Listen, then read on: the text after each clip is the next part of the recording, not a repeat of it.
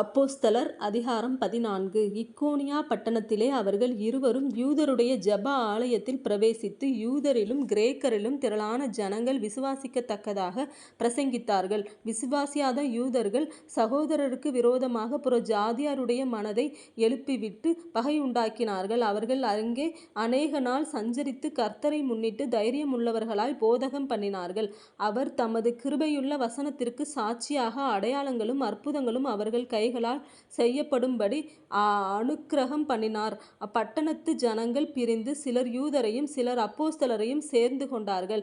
இவர்களை அவமானப்படுத்தவும் கல்லெறியவும் வேண்டுமென்று புறஜாதியாரும் யூதரும் அவர்கள் அதிகாரிகளும் அமளி பண்ணுகையில் இவர்கள் அதை அறிந்து லிக்கவோனியா நாட்டிலுள்ள பட்டணங்களாகிய லீஸ்திராவுக்கும் தெர்பைக்கும் அவைகளின் சுற்றுப்புறங்களுக்கும் ஓடிப்போய் அங்கே சுவிசேஷத்தை பிரசங்கம் பண்ணினார்கள்.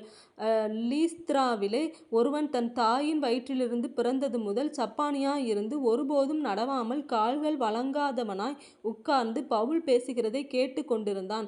அவனை பவுல் உற்று பார்த்து, இரட்சிப்புக்கேற்ற விசுவாசம் அவனுக்கு உண்டென்று கண்டு, நீ எழுந்து காலூன்றி நிமிர்ந்து நில் என்று உரத்த சத்தத்தோடே சொன்னான். உடனே அவன் குதித்தெழுந்து நடந்தான். பவுல் செய்ததை ஜனங்கள் கண்டு, தேவர்கள் மனுஷரூபம் எடுத்து நம்மிடத்தில் இறங்கி வந்திருக்கிறார்கள் என்று லிக்கவோனியா பாஷையிலே சத்தமிட்டு சொல்லி பர்னபாவை யூப்பித்தார் என்றும் பவுல் பிரசங்கத்தை நடத்தினவனானபடியினால் அவனை மெர்க்குரி என்றும் சொன்னார்கள். அல்லாமலும் பட்டணத்துக்கு முன்னே இருந்த யூப்பித்தருடைய கோவில் பூஜாசாரி எருதுகளையும் பூமாலைகளையும் வாசலண்டையிலே கொண்டு வந்து ஜனங்களோட கூட அவர்களுக்கு பலியிட மனதாயிருந்தான்.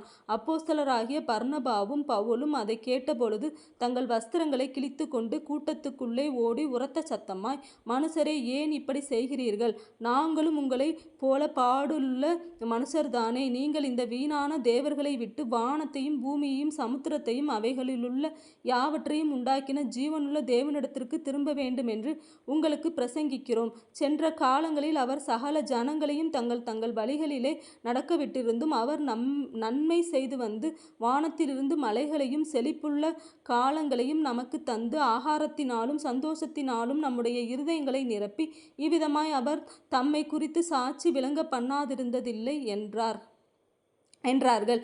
இப்படி அவர்கள் சொல்லியும் தங்களுக்கு ஜனங்கள் பலியிடாதபடிக்கு அவர்களை அமர்த்துகிறது அரிதாயிருந்தது. பின்பு அந்தியோகியாவிலும் இக்கோனியாவிலும் இருந்து சில யூதர்கள் வந்து ஜனங்களுக்கு போதனை செய்து பவுலை கல்லெறிந்து அவன் மரித்து போனான் என்று எண்ணி அவனை பட்டணத்துக்கு வெளியிலே இழுத்து கொண்டு போனார்கள். சீஷர்கள் அவனை சூழ்ந்து நிற்கையில் அவன் எழுந்து பட்டணத்திற்குள் பிரவேசித்தான். மறுநாளில் பர்னபாவுடனே கூட தெர்பைக்கு புறப்பட்டு போனான். அந்த பட்டணத்தில் அவர்கள் சுவிசேஷத்தை பிரசங்கித்து அநேகரை சீஷராக்கின பின்பு லீஸ்திராவுக்கும் இக்கோனியாவுக்கும் அந்தியோகியாவுக்கும் திரும்பி வந்து சீஷருடைய மனதை திடப்படுத்தி விசுவாசத்திலே நிலைத்திருக்கும்படி அவர்களுக்கு புத்தி சொல்லி, நாம் அநேக உபத்திரவங்களின் வழியாய் தேவனுடைய ராஜ்யத்தில் பிரவேசிக்க வேண்டும் என்று சொன்னார்கள். அல்லாமலும் அந்தந்த சபைகளில் அவர்களுக்கு மூப்பர்களை ஏற்படுத்தி வைத்து உபவாசித்து ஜெபம் பண்ணி அவர்கள் விசுவாசித்து பற்றி கொண்ட கர்த்தருக்கு அவர்களை ஒப்புவித்தார்கள். பின்பு பிசீதியா நாட்டை கடந்து பம்பிலியா நாட்டிற்கு வந்து பெர்கே ஊரில் வசனத்தை பிரசங்கித்து அத்தலியா பட்டணத்திற்கு போனார்கள். அங்கே கப்பல் ஏறி தாங்கள் நிறைவேற்றின கிரியைக்காக தேவனுடைய கிருபைக்கு ஒப்புவிக்கப்பட்டு புறப்பட்டு அந்தியோகியாவுக்கு வந்தார்கள். அவர்கள் அங்கே சேர்ந்தபொழுது சபையை கூடிவரச் செய்து தேவன் தங்களை கொண்டு செய்தவைகளையும் அவர் புறஜாதிகளுக்கு விசுவாசத்தின் கதவை திறந்ததையும் அறிவித்து அங்கே சீஷருடனே கூட அநேக நாள் சஞ்சரித்திருந்தார்கள்.